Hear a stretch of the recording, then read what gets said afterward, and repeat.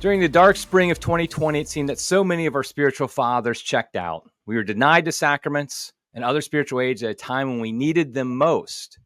But there were exceptions, priests who heroically ministered to their people in spite of the darkness. That's what we're going to talk about today on Crisis Point. Hello, I'm Eric Simmons, your host, editor-in-chief of Crisis Magazine. Before we get started, I just want to encourage people to hit that like button, subscribe to the channel, subscribe to us, follow us on social media at Crisis Mag. Also, you can get our email newsletter. Just put in your email address, go over to crisismagazine.com, put in your email address, and we'll send you articles every morning from Crisis. And we have today with us a writer of Crisis. It's really the only bio we need, but I guess I'll give a little bit more than just the fact that you write for Crisis, Kevin. So Kevin Wells is a former Major League Baseball writer, an award-winning journalist, and a Catholic speaker. He's the author of Priest and Beggar, The Heroic Life of Venerable Aloysius Schwartz. I'm just going to interrupt there. Did I ever have you on the podcast about that book? You did not. Oh my gosh, that is on me. I know we had articles at Crisis. Okay, I'm going to I don't have it sitting here right with me, but I'm going to recommend that book. We're going to be talking about another book some today. But the Heroic Life of Priest and Beggar, is that Ignatius as well? It is. Okay, so go to Ignatius and look up Aloysius Schwartz. That's a great book. Highly recommend it. Also, The Priest We Need to Save the Church, which I think is Sophia, right?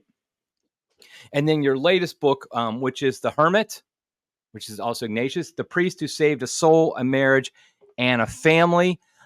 You live in Maryland with your wife and children, and you're just an all-around good guy. Thank you. Yeah, actually, I get more compliments about your writing than almost anybody. I mean, Anthony Esselin's probably number one because, he deserves to be. But I do. I mean, you're a great writer, and this book is another proof of that. Now, we might lose half our audience here. I don't care. But, I'm a baseball nerd. You're a baseball nerd. You were a former Major League Baseball writer. And so I just got to ask you, who do you like this year to win it all? Well, there's no doubt. Orioles. I know you're just going to say your Orioles, aren't you? Well, no, I don't think it's going to be them. I wish I could say. Well, as you know, there is no dominant team. And I do think the team that has the most talent and the most potential, I can't stand. And that is the San Diego Padres. Now, I don't know if it's going to be them, but man, are they loaded. My thought in the American League is there's nobody. The Yankees are playing terribly. The Orioles are sort of stumbling in. You know what? I don't have an answer because there's not a single dominant team in all of baseball. I hate to answer that way. Yeah, I mean, you think that you want to say the Dodgers had the most talent, but they've just struggled in the postseason so much that it's hard to pick them. I mean, I personally like the Phillies, but we'll see. As you know, a lot of times it's just a wild card team that gets hot in October that ends up going to the World Series. So. Really quick. Last year we saw that happen with the Rangers, but even I thought the Dodgers would have close to 100 wins at this point. They're nowhere near that. The Phillies are stumbling. I think the Phillies lost. They are. So nobody wants it. I mean, injuries obviously.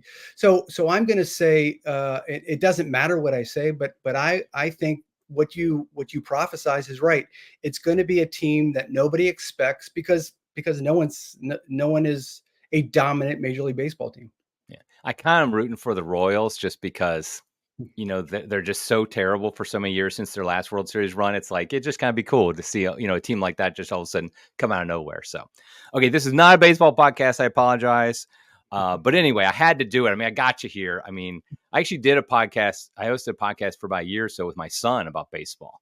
And it was a lot of fun. We every once in a while we kind of revive it, but it's it's fun to talk baseball. So, okay. But what we want to talk about is really the church's response, both kind of corporately and individually among priests and bishops to COVID, because that is a major part of your book here on the Hermit. People might not even realize that when they kind of first hear about it. They think it might be just about maybe your marriage or about one specific priest, but really it's broader than that. I think it's a good thing. You and I were talking on the phone the other day that there hasn't really been a reckoning.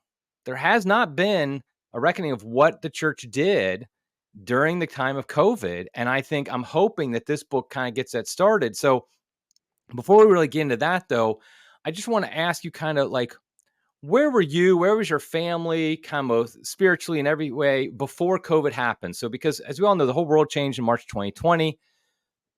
I mean, most of us were just kind of going along, whatever. And what were you guys up to? Well, it's explained in the Hermit. It was just released a week or so ago by Ignatius. My story is unique, Eric, and I know we're going to get into the heart of this podcast is going to be on the church's response during that time, but I do feel compelled to say that I was in the dark night.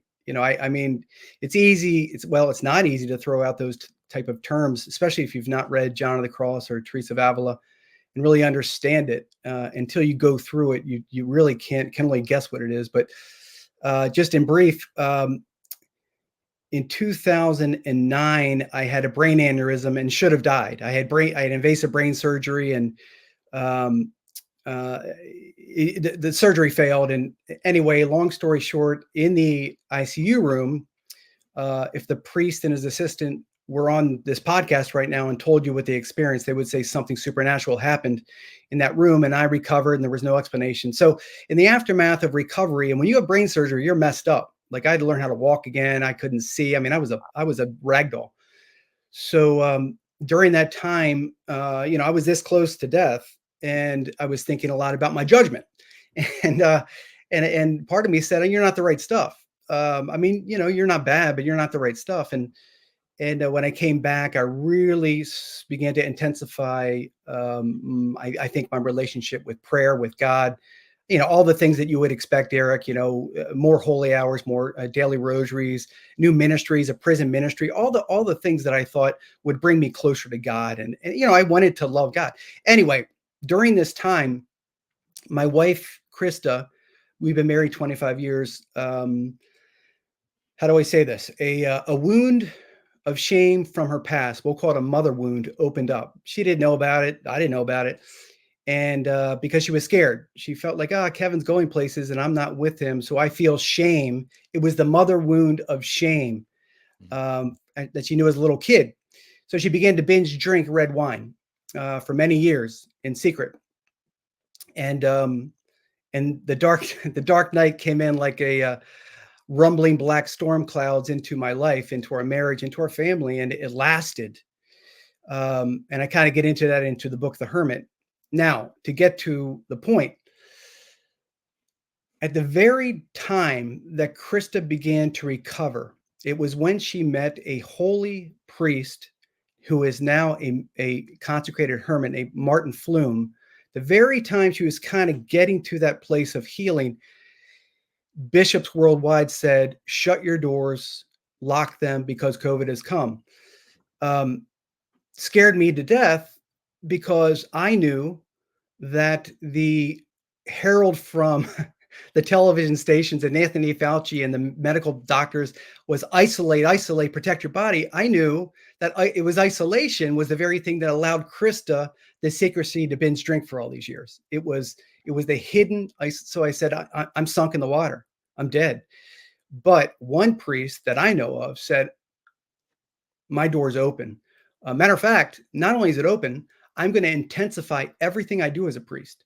And I could expound on that for hours, but I'll just say it was during that time, early March 2020, that rather than considering the body, he considered the burden of his identity. Father Flume did, and that was, who are the travailed souls? Who are the addicts? Who are the ones right now where ghosts are sort of rising up from their pasts, from their woundedness, et cetera? Well, I'm going to protect them during this time of isolation. So that's what Father Flume did for my wife, Krista. And during that time of COVID was when my wife became healed. And now 4 or 5 years later, our marriage has never been better. And my wife is healed today, I would say, because God worked through a holy, now consecrated hermit in a forest who saved my wife. He sort of took a staircase down into my wife's shame and just stayed there until he plucked out the wounds and walked back up with Krista healed. And I every day I thank God for sending Father Flume into my life, and Krista does as well. Yeah, I think that's something. When COVID hit, it's like the laptop class was like, we have to do this to save ourselves, to keep all this from happening. And unfortunately, so much of the church went along with that. And so shut down mass and sacraments, all that stuff. But I think we need to realize that there are a lot of souls out there that are literally on the edge. They're hanging on by a thread. And if you take away their lifeline, which might be the mass, might be the community of the parish, it's something, related to the church, they could fall apart. They could fall back into sins. They could, whatever the case, depression, whatever the case may be. And so like just this complete, okay, we're going to just, shut everything down, like not recognizing that, because I think a lot of us who were maybe none of us are saints really, but like we're that's not going to happen to us. Let's just say that we just kind of ignore that. Like, okay, that's not really, that we don't even think of that. It's like the laptop class who didn't care about the small business owner who is going to just lose their job. I mean, not their job, but lose their business, their whole livelihood that they've invested their whole life and life savings in. If we do this, likewise, there's those souls that are very close. Now, yeah, go ahead. Just very in brief, Eric, I need to respond to that and put it into illustrated. At that time, January, February 2020, leading up to COVID, Krista was every day attending daily mass, making at least 2, sometimes 3 hours of adoration. And she was making weekly confessions and having intensive spiritual direction, because Father Flume knew that she was essentially in love with this demon inside of her. And he told her, hey, the only way you're going to loose this thing is you got to stick your nose in front of the sacraments. You've got to stick. And Krista obliged it. So the fact that bishops didn't take into consideration people like my wounded wife and said, slam the door, that's exactly what you're saying. And that's why my head was on fire. I'm like, what? How dare, right. It doesn't make sense. Right. One thing I want to be clear for we go on, just for people to know, and you say it in the book, is your wife has given you complete permission to talk about her struggles. And so you say it in the book. I just want to make sure people listen to podcasts know you're not like, just talking about your wife, having issues. And she's just like, what the heck is he doing? I like putting my wife's junk out on the street. No, exactly. No, so actually, yeah, just for your viewer, Krista told me to write the book. Like she said, right. Kevin, what she said, Eric, was this: Kevin, I want you to expose my former life so a holy priest can be exposed and how he behaved during COVID. I said no.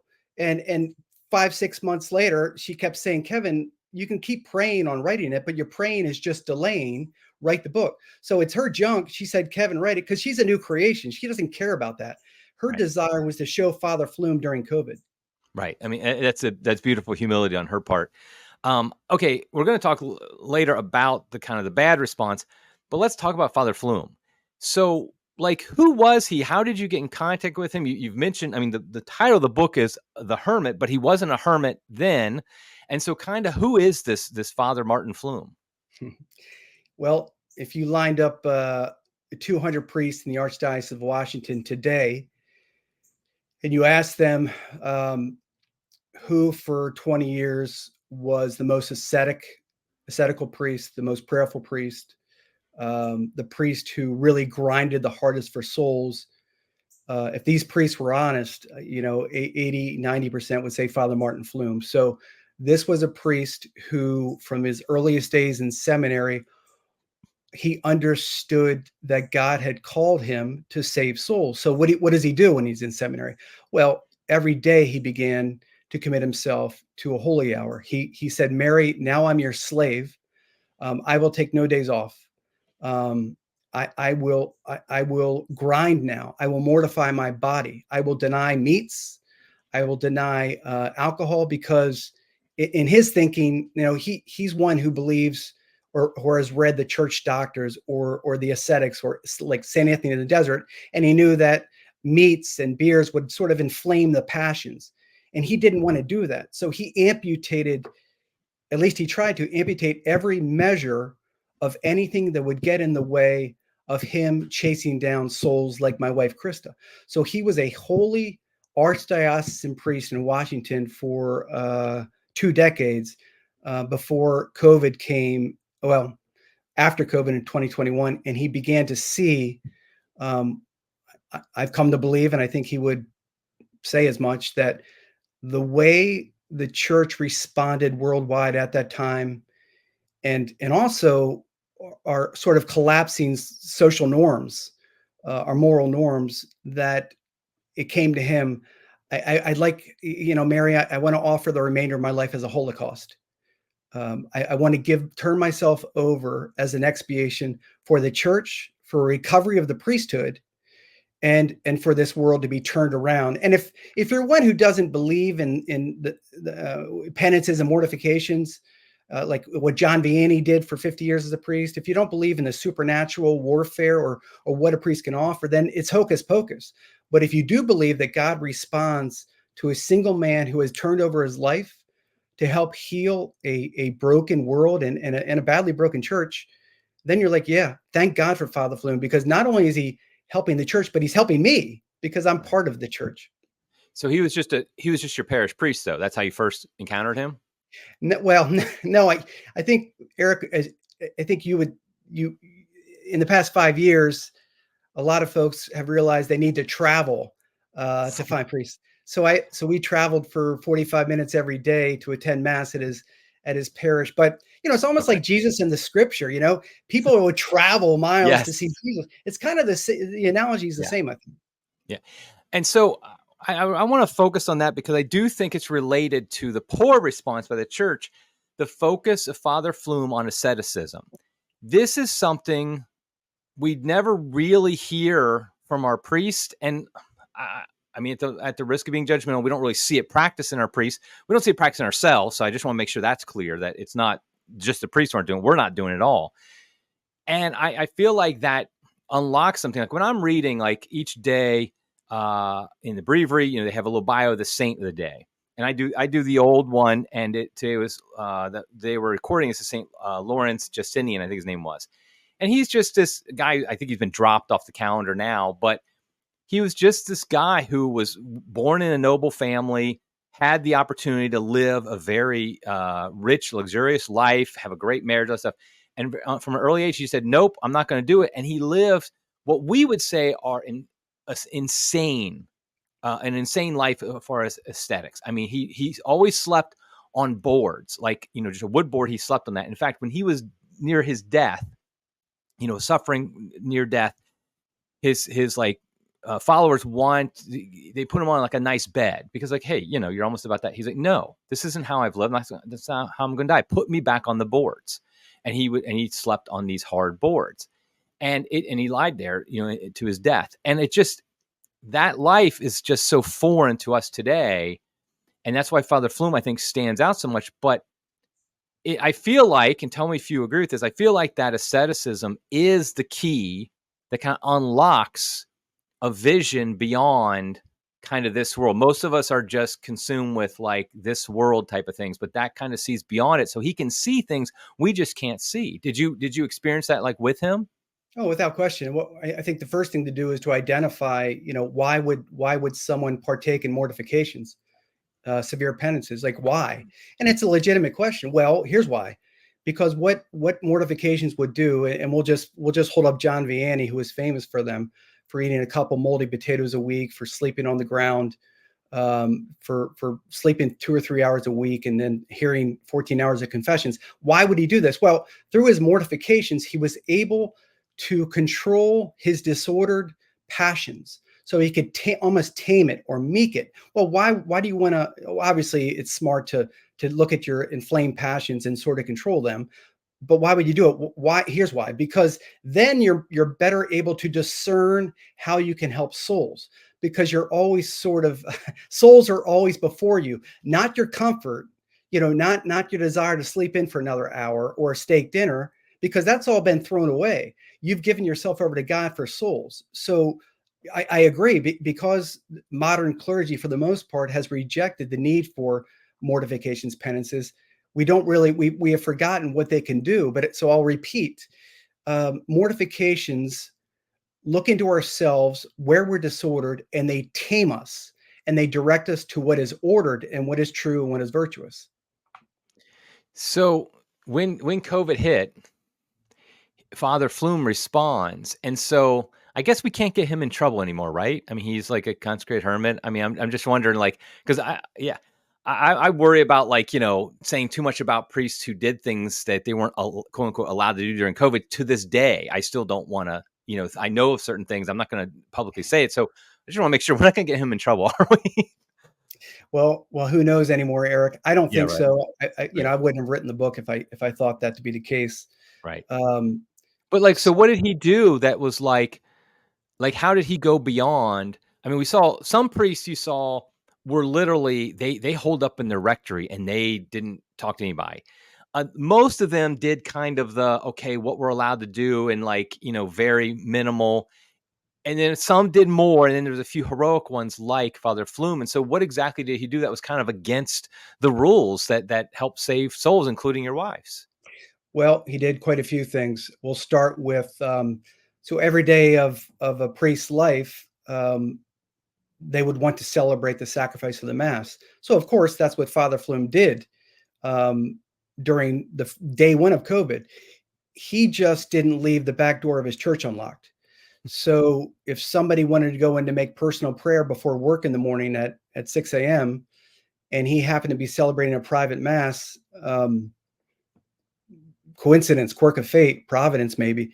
So that's number one. There was mass every day. Secondly, um, he the day that COVID came, he told his parish secretaries and his workers there, we are going to open up perpetual adoration. And he had this little rinky dink country parish. And they're like, no, Father, you can't do that because we don't have guardians of the hour. And plus, people are scared to death to leave their house. He said, I don't care.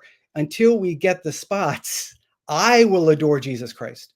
So he spent hours and hours and hours in that early months of COVID adoring Christ in front of the Blessed Sacrament. And Eric, I want to say something here. This thought just comes to me for the first time. So because he spent 6 to 7 to 8 hours some days in front of the monstrance, what happens is the Holy Spirit gives him discernment. We know that we know the gifts of the Holy Spirit. There's discernment, there's intuition, there's fortitude, there's insight, because he was in prayer. So he knew how to respond as a priest during COVID. And I've often wondered, have priests stopped praying for them? I mean, obviously we know holy priests, but I wonder about just priests who pray. If priests and bishops were not really praying during too much during COVID, or they were, you know what, everything's crazy now. Let's just protect our souls of our parish and let's just lock doors. I do think if bishops, and I know many, I imagine, were, but if a bishop is attentive to the Holy Spirit through prayer, adoration, the rosary, mortifications, then I think the church worldwide at that time probably would have responded a lot more diligently and prudently to COVID when COVID came down. So I think prayer is a big component.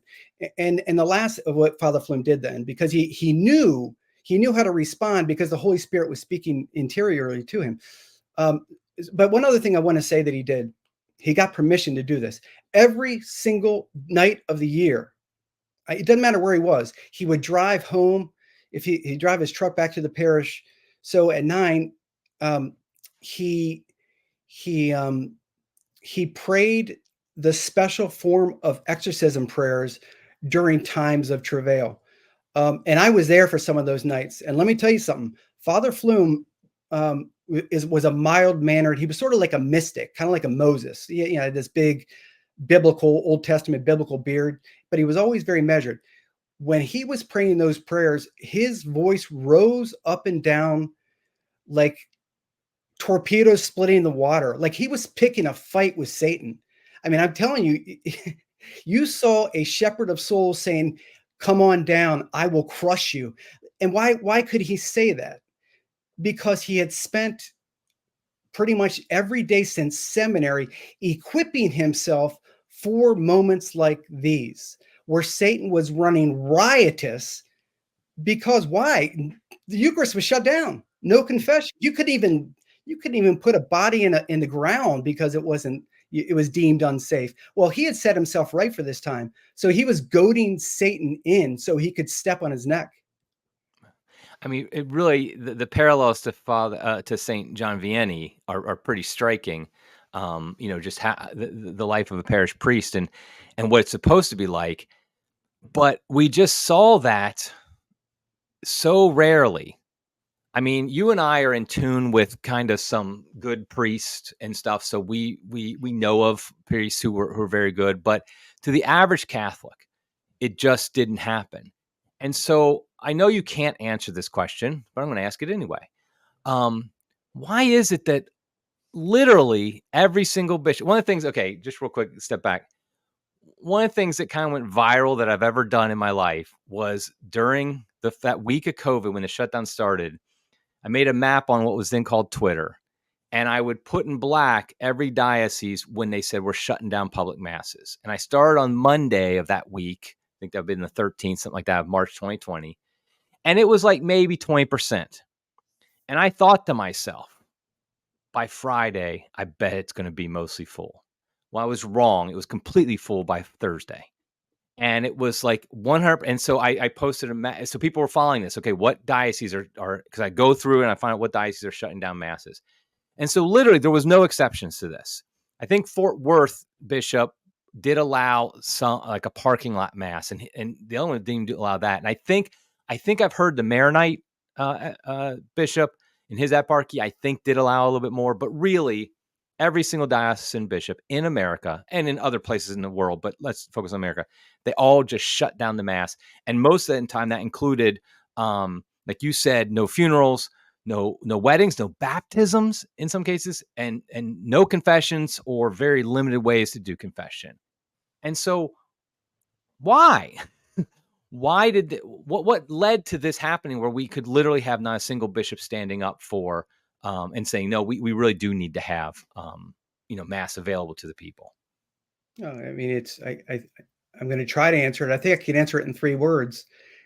They weren't fathers. But you said what led to it. The church at that time revealed what had been brewing for a long time.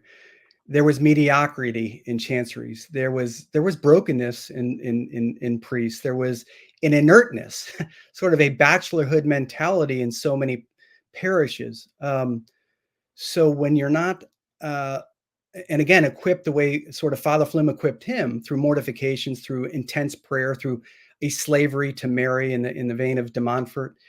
When you're not set right, when something comes down like this, and you're not in prayer, devoted prayer, then anything goes, because you forget your identity as a spiritual father, and you're more reactionary to what the bishop says, or what CNN says, or what Anthony Fauci or nameless medical panels say. You just kind of go with the flow. But if you're equipped for that time, your conscience tells you, no, I don't care if I'm the last one standing. No, the burden of who I am is souls, not bodies, souls. So I just think it's a simple case. They neglected or forgot what a spiritual father does during calamity. So I think that's Yeah, my answer. one of my favorite stories from church history is Pope Gregory the Great. When he became pope because his predecessor died in a plague that was ravaging Rome. And people need to realize when Gregory became pope, Rome was a joke. The city of Rome was down to less than 20,000, maybe 10,000 people. I mean, there was 1 million during the height of Rome and, a few hundred years before. So, and a plague hits it, people are just dropping everywhere. And so what is Gregory the Great, who actually at this point, if I remember the details correctly, the other pope had died. All the people wanted him to be pope, but the emperor had not yet confirmed him as pope. And he actually sent somebody to the emperor to say, no, don't confirm me as pope. I don't want to be pope. But he was the natural leader and everybody looked to him. So he said, okay, we're going to do a procession around the city of Rome. And we're going to, and not a procession asking for the plague to go away. This is key. This is important. It was a procession begging for forgiveness for the sins they had committed that had brought about the justice of God. That's what the purpose of the procession was. People were literally dropping dead during the procession because they were, and they were walking over bodies and stuff like in this procession. At the end of the procession, at the gates, St. Michael the Archangel appears And I think it was like he's cleaning off his sword or sheathing his sword, something kind of representing, okay, I've taken care of this. And sure enough, the plague abated. And but I thought that was very interesting because that's frankly how Catholics, that's the most probably dramatic example in history, but that's how Catholics have always looked at things like plagues and natural calamities, things like that. It's not that God is like, okay, I'm going to send down this disease. It's more a matter of, I'm going to allow these things to happen because I need some way to wake you people up because you're not awake. And I feel like I got in so much trouble, a controversy, when I had a article Christ said that I think that Pachamama caused COVID. Now, people, of course, took it to mean I thought literally that like the scientific evidence or that some dogma. I was just saying, no, I think that things like Pachamama led to God kind of lifting his protection a bit and saying, I got to wake you people up. And so did we have any bishops or priests that kind of looked at it like that you know of, that kind of looked at it like, this is an opportunity that we need to realize, okay, we're not being faithful to God? I have an answer to that, but first I'd like to say I think that example of Pope Gregory the Great. I've read his biography of Eric. You called what he did as the most dramatic example of what is done during a pandemic or a plague, and I think it's the most on point impression response. It just kind of warms your heart to think about that procession with people dropping dead. And also, I just want to say this: Gregory the Great. It wasn't just a procession and Saint Michael the Archangel appearing. After that, what he had to do was he had to go up to the barbarians and the Visigoths up north who were plundering Rome, just picking whatever it wanted, taking it, the women, just crushing Rome, and he had to take them on and convince them to stop. And not only that, hey, we want you to come into the Catholic faith. So this guy was Yeah. one of the greatest heroes in the church. But anyway, to answer your question, what I saw was almost a replica. You asked about bishops and the response to COVID. I saw 2018 all over again. So on June 20th, 2018, when the Washington Post broke the story of McCarrick, and we know all the rest of the Pennsylvania grand jury reports and the Summer of Shame. I thought at that time there was going to be this sackcloth and ashes penitential movement to, will you forgive us? We will stick our nose in front of the monstrance all year in reparation for not exposing what we knew about McCarrick and the sins of the church. But that never happened. It never happened. It was just sort of brushed away. And then the McCarrick investigation was just sort of delayed, et cetera, et cetera. So when COVID came, and you started the podcast with this, Eric, the church showed its face. Look, I'm not gonna beat up the church. I have no desire to talk about the church's response during COVID. It just didn't show its best face. However, there has not been a reckoning. Millions of Catholics have left the safety of the sacraments of the church after COVID. Yep. Most of these are young Catholics. They're gone. And I contend, people can disagree, but I contend one of the reasons that the Eucharistic revival was held was because bishops did know intuitively that man, they messed up. Yeah, I think so maybe too. maybe it's not public, but we got to do something about this. So they put on this revival. Good on them. I'm not here to judge that. But man, this was big. As a matter of fact, I'm no historian, but this might have been as big a mistake that the Catholic Church has made in the history of the world. Right. And I mean, I'm sure you do too. I personally know people who were still going to mass, but like you could tell they were on the edge. And sure enough, once the bishop said that mass isn't essential, they took their word for it, and they said okay, and they haven't been back since. And it just, I mean, at least before, they, like you said, they were at least close to the sacraments on some level, and it was the safety of the sacraments, and there was something there. But now it's like they're just gone. And I think I don't like to be, a bishop basher. I do think the problems in the church go beyond just pointing fingers at them. This is a case though where that's literally their job is, I mean, their one job kind of is the sacraments and getting them to us and things like that. And they were the ones who stopped it. And I feel like I agree with you, by the way, the Eucharistic revival, which I've had a podcast about it. And like, I think there was good things about it. There's some things I criticize, but I wonder how much the power of that revival is being held back because they didn't start it with an apology. Like, it's almost like implicit, like they know, like, yeah, that wasn't a good idea, so we need to do something to fix it. Okay, good. I'm with you on that. But like, I feel like it's like in my own spiritual life. If I wrong my wife, for example, and then I realize it and I just try not to do it again, or I try to like, do other things, kind of avoid those type of things just so it doesn't happen again. Well, yeah, that's good. I shouldn't try to make it happen again. But I have not reconciled with her. Because I never apologized. I never really said, I was wrong. I'm sorry. And I feel like we need the bishops to say, we were wrong to shut down mass. I'm willing to say, listen, I know it was a crazy time. I know there's a lot of misinformation from Fauci and others. I get all that. I'm not here to beat you up. I do think though that kind of unlocks the spiritual benefits if they say they're sorry first. Yeah, I agree, and it's been said thousands of times. Americans or just human beings, we're always willing to forgive. Like, Oh, hey, yeah, I'm a sinner too. I make mistakes. Let's move on. Let's get this thing right. Like, big deal. Who cares? It doesn't matter. Even if it was the biggest mistake the church has made in 2,000 years, okay, that's fine. We made a big mistake. Now, what are we going to do? It's right, almost right.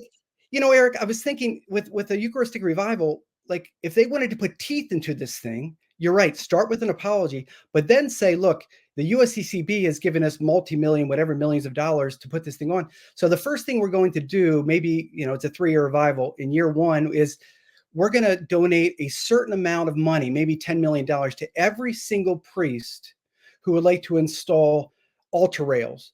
And if there's a Novus Ordo parish who has a tabernacle off to the side, we're going to pay for you to re-engineer your parish to put it behind. Like, Wow, yeah.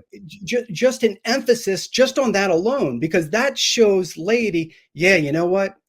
They realize that maybe some of the things that they weren't doing to bring people more sacredly in line with which actually what the Eucharist is, now they're actually making up for it. Well, laity would have loved that. They would have been so forgiven and they would have cheered on the bishops. So yeah, it's I don't know if it's if it's that old wily sin of the garden, the sin of pride, and they just can't cough it up. I'm not here to judge. If I judge, I go to hell. It doesn't matter to me. But yeah, an apology speaks volumes. And you might have like done something wrong with your wife. I never have, Eric. I've never done anything wrong with my wife ever. So I never My have wife to. my wife doesn't listen to the podcast, so but she knows. She knows I have. So and I have to go to her with that. But I think also something you said earlier, I keep coming back to in my head, and that is kind of how Father Flume was prepared, spiritually prepared. A lot of people like to say, are quick to say the bishops have no faith. That's why they did this. I don't think that's true. I mean, I do think there's a few. I question if they do. I just think, like most of us, they have a weak faith. And so when something significant happens like this, they're not ready for it. And Father Flume, though, he had gotten ready. And so I think it's like if everything stays okay, we can kind of make it, by just a thread, we can make it if we're doing it. I'm thinking this too, because my pastor this past weekend on Sunday, he gave a homily and it hit me. And he was talking about like we try to do spiritual minimalism. Basically, we look around and say, well, compared to everybody else, I'm not doing so bad, so I can just keep doing what I'm doing. And he's like, that's a horrible mentality. You really should be striving for, like our Lord says, perfection. You should be striving for holiness. You should be striving to do more. No, really look at yourself. Don't compare yourself. I think that's what we're all doing though. We're all like, hey, let's just look around. Everybody's, just we're all fine compared to each other.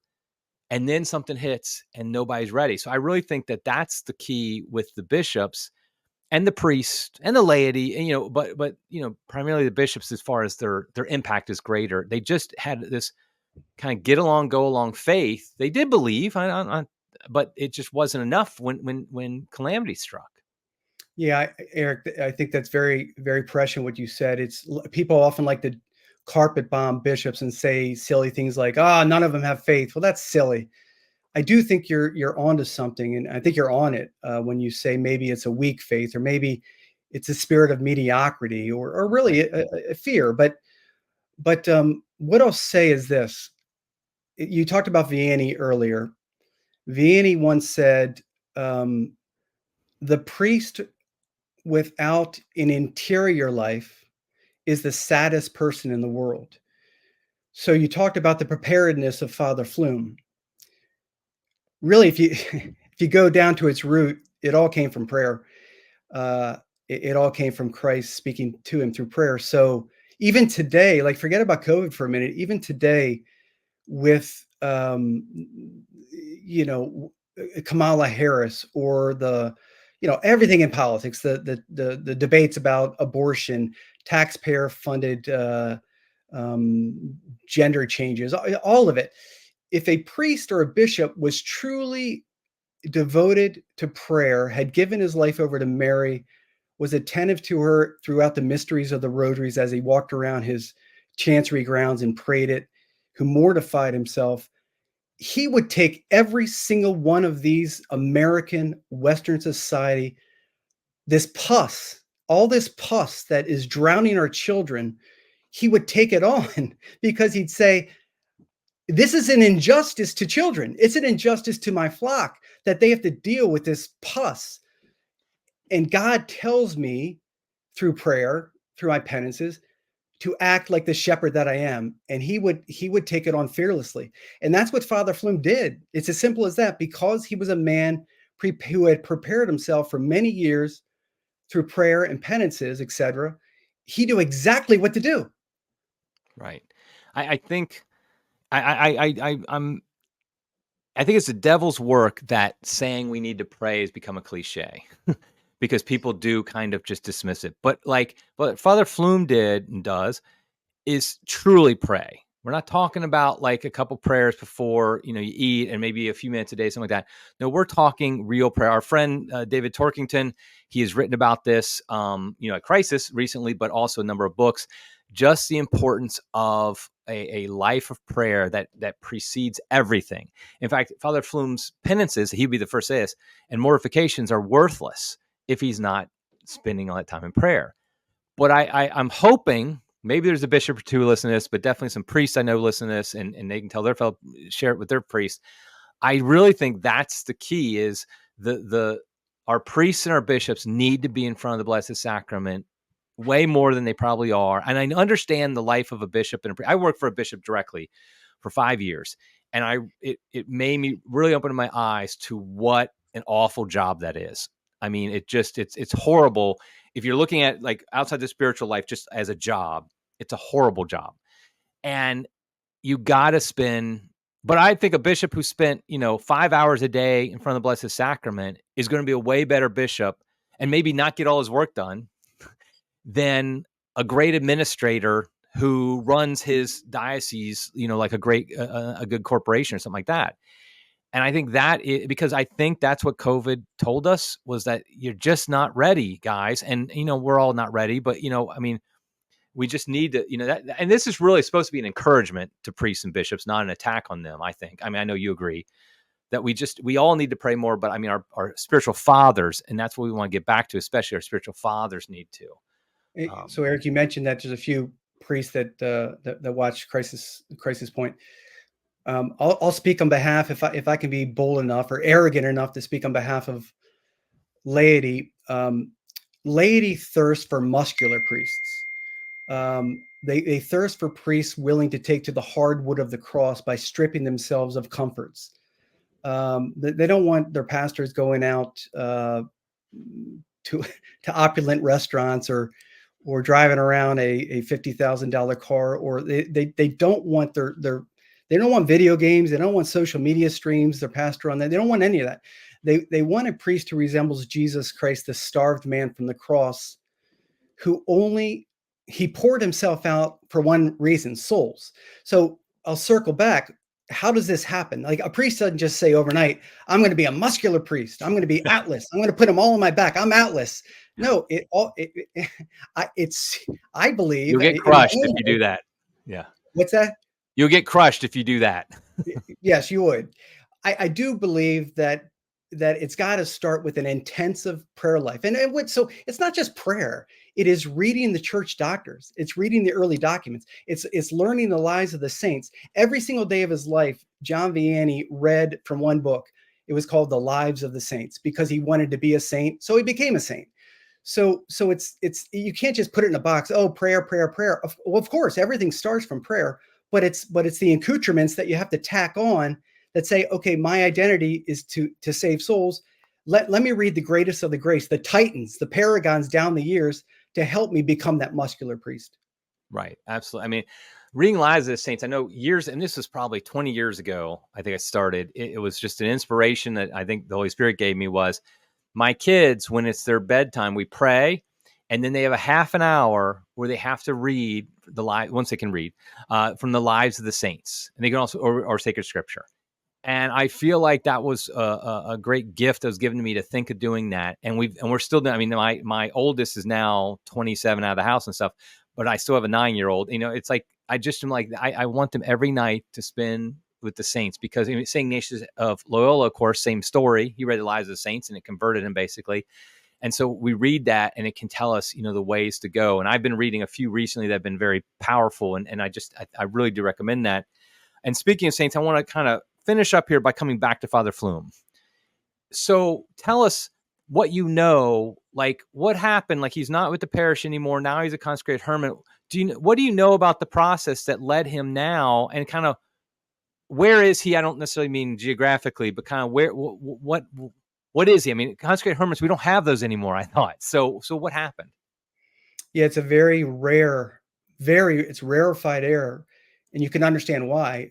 Because every morning he'll rise between 3:30 and 4, and his entire life thereafter, his hours of that day become a prayer and mortification. So I can't do it. I couldn't do that, but some people actually can. Like I'm just imagining, like if Father Flume was 4 years in being a hermit, and one day he said, "I'm going to sleep in.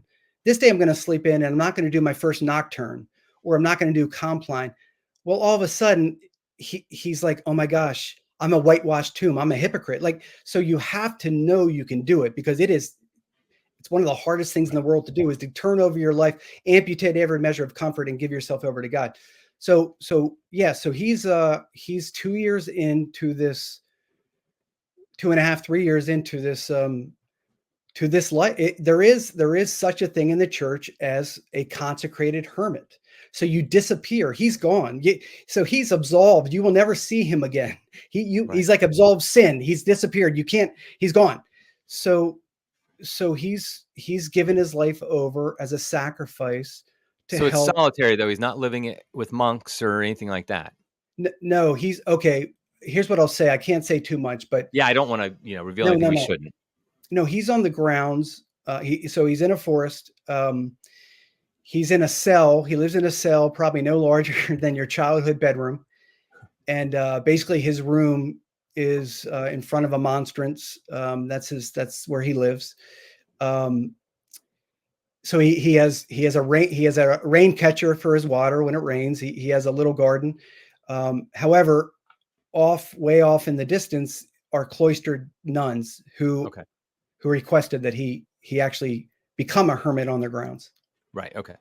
Now, one thing I want to say is that throughout church history, there are many stories of hermits who go into the woods, go to the mountain, desert fathers, things like that, and they spend years like this. And eventually, what happens is God allows it so that people do come to find out and come to them for the spiritual direction to learn from them. I kind of hope maybe that'll happen here. That like I don't want to. I mean, it's God's decision, not mine, of course. But like because that's what happens sometimes. But usually, it's like they're decades. They're I'm not saying like tomorrow. I'm just saying usually it's a very long time where they become so like Christ that then God says, okay, now I'm going to let you. I mean, what he's doing right now is doing more for souls than any of us without ever talking to another soul, of course. But sometimes it does. The Lord opens those, or even Saint Anthony, people ended up coming to him and things like that. So maybe that'll happen. If it's not God's will, obviously I don't want it to happen. But I mean, I just think so.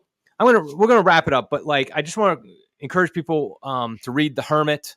I'll put a link to it, of course, in the show notes. And it just really, and we didn't even talk that much about, your family's situation and like your wife and things like that. We talked a little bit about that. And that, of course, is weaves throughout the book, very kind of the basis for the framework, so to speak. But really, it's a story of a holy priest, a holy spiritual father. And boy, do we need those today, don't we? Yeah, we do. I tell you what, Eric, if Father Flume does decide to step on out of that hermitage 10, 20 years from now, my wife Chris is really going to be happy because she's been mourning ever since he left. So it would be nice for my wife anyway, and I'd kind of like to see him too. Yeah. And I think, obviously we know we have his prayers, and that's what matters the most. And his ascetical life, his sacrifices, mortifications he's making himself a victim for us. And so it just really, I mean, it's so easy to get down about what's going on in the church today, but to remember that there are holy souls. He's not the only one, but there are holy souls out there who are literally giving up their lives for us. And I just think that's a reason for encouragement, in the trials and the crisis that we're living through today. So with you. Okay, Kevin, I appreciate it. Again, pick up the book. I'll put a link to the show notes. Until next time, everybody, God love you.